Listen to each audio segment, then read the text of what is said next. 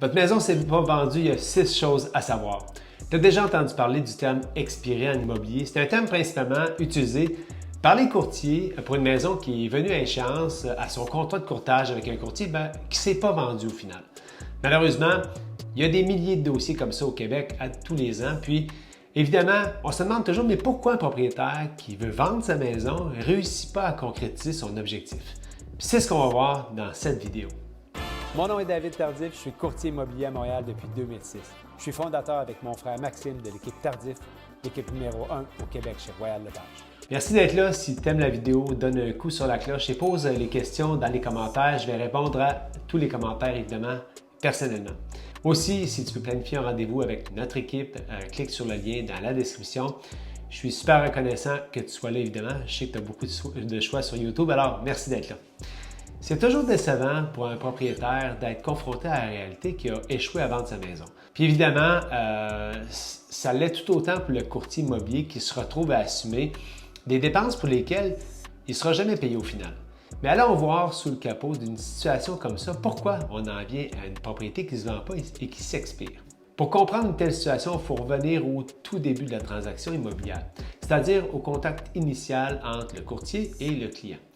Et je dois dire que la raison numéro 1 pour laquelle une maison expire, et c'est la suivante, le client-vendeur, il a souvent couru après malheureusement, et je m'explique. La première erreur que les gens font, c'est de chercher un prix.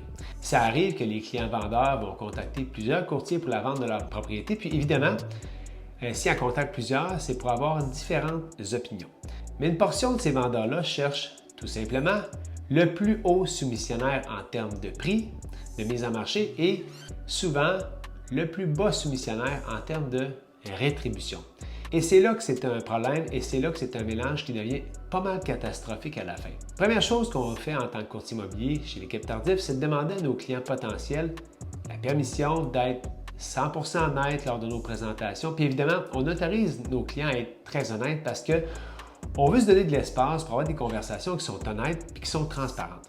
Je dis ça parce que chercher le plus haut soumissionnaire en termes de valeur de votre propriété, c'est toujours à l'opposé de chercher la vérité ou l'honnêteté. Ça amène le courtier à jouer avec les chiffres puis à modifier la réalité des choses pour obtenir le mandat de courtage.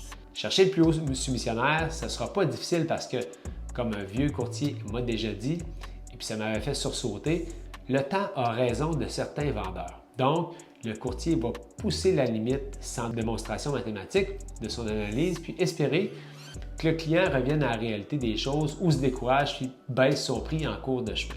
La deuxième erreur, c'est de ne pas être en mesure de démontrer la valeur de sa maison mathématiquement. Une évaluation de valeur marchande de votre propriété, qui peut être faite par un évaluateur agréé ou un courtier immobilier, c'est une analyse mathématique basée sur des ventes récentes dans votre secteur ou limitrophe. De même typologie, dans un état similaire. J'ai entendu souvent dans ma carrière des vendeurs dire qu'il n'y en a pas de comparable. Ma maison a telle ou telle chose, c'est la plus belle. Et ça, souvent, c'est un message que le vendeur envoie au courtier pour lui dire qu'il cherche un prix, qu'il veut un prix spécifique, qu'il sait parfois déraisonnable. Mais il veut tenter de le justifier avec des arguments plus ou moins solides. C'est quasi impossible de ne pas trouver des chiffres, du data. Si votre maison est si spéciale que ça, peut-être que d'engager un évaluateur agréé indépendant va être la solution parce qu'il va faire une analyse comme la banque va faire lorsque vous allez avoir une offre d'achat acceptée pour s'assurer que le prix payé est conforme au marché. Avec un rapport d'évaluation d'un évaluateur agréé, vous allez pouvoir avoir un document qui démontre à n'importe quel acheteur la valeur optimale de votre propriété. C'est-tu garanti que vous allez vendre à ce prix-là? Pas sûr, mais ça va vous donner une très bonne idée de la valeur. La troisième erreur, c'est de chercher le plus bas soumissionnaire en termes de rétribution. Ce n'est pas nécessairement mal en soi, mais il faut toujours comparer des pommes avec des pommes. Le courtier qui a diminué ses honoraires, ou on va le mettre dans un autre contexte, peut-être, si vous engagez un chirurgien plastique, allez-vous charger le moins cher ou bien celui qui a la meilleure réputation, les meilleures recommandations de ses clients, le plus haut taux de satisfaction? Je pense vraiment que de poser la question, c'est d'y répondre. Et si vous demandez à ce fameux chirurgien-là, le meilleur des meilleurs, de baisser ses honoraires, croyez-vous vraiment qu'il va baisser ses honoraires? Alors, si le courtier baisse à un niveau minimal, même en deçà des fois des normes du marché, À quel endroit il va couper? C'est quoi les services, le marketing qu'il ne va pas vous offrir en bout de ligne?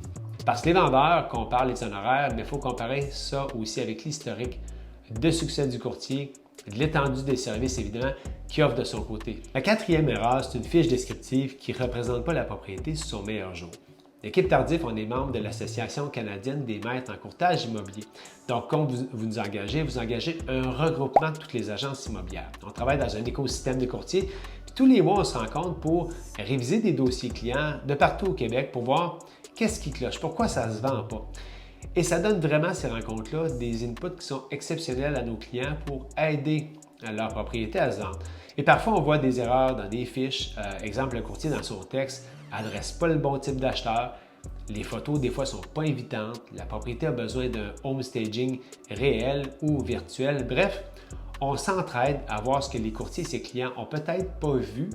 C'est souvent dans la fiche descriptive qu'on trouve la solution à un manque d'activité et de vigueur pour une propriété sur le marché. La cinquième erreur, c'est opter pour une mise en marché qui est passive versus une mise en marché qui est dynamique. Normalement, si une mise en marché est dynamique, le délai médian de vente de votre secteur pour votre type de propriété ne devrait pas être dépassé, à l'exception des propriétés qui sont particulières. J'avais une maison à vendre récemment, un petit cottage à Montréal de 500 pieds carrés sur 2 étages, une rue très passante, pas de stationnement, très dur à positionner. Alors, il fallait l'acheteur pour ça et on le savait. Et on savait que ça allait prendre un peu plus de temps à trouver ce bon acheteur-là. Alors, ça arrive parfois. Parfois, gardez en tête qu'à partir du jour 1, le sablier se met à couler et le temps commence à jouer contre toi. Tu ne peux pas laisser aller sans rien faire pendant plusieurs semaines. Par exemple, si le délai médian de vente du secteur est de 45 jours, c'est vraiment la cible à ne pas dépasser dans ta mise en marché. Après ça, ta maison tombe dans l'oubli, donc toutes les semaines, tu dois analyser le taux de consultation de ta fiche, l'activité, les visites, puis ajuster en conséquence, évidemment. Comme un pilote d'avion qui regarde son tableau de bord et qui ajuste constamment selon les conditions météo pour arriver à destination, les chiffres parlent, les comptes rendus parlent, les commentaires des visiteurs parlent, alors sois à l'écoute. Sixième erreur, eh bien, il y a eu un manque de planification stratégique entre le courtier et son client. Mauvais plan de match, et ça résume tout ce qu'on a vu avant. Prix trop haut, honoraire trop bas, pas en mesure de démontrer la valeur de ta propriété, une fiche qui est défaillante, une mise en marché qui est passive, puis en plus un plan de match qui n'a pas été fait puis documenté. Quand on part faire une expédition, on connaît le point de départ puis on connaît le but. On regarde la carte, on planifie, puis on se garde un peu de place évidemment pour improviser puis ajuster. Bien, c'est la même chose. Une planification rigoureuse, c'est essentiel puis c'est la clé de la réussite en immobilier. Si votre maison ne s'est pas vendue, elle a expiré, bien, c'est sans doute le temps de parler à un de nos associés qui va vous donner l'heure juste, puis il va vous permettre d'être où vous voulez être, évidemment, dans le temps où vous voulez y être. Il n'y a rien de mieux que prendre un rendez-vous, évidemment, un nouveau départ, prendre un rendez-vous, puis pouvoir discuter pour pouvoir se remettre sur l'autoroute du succès de votre transaction immobilière. Merci d'avoir été là, puis on se revoit dans une prochaine vidéo.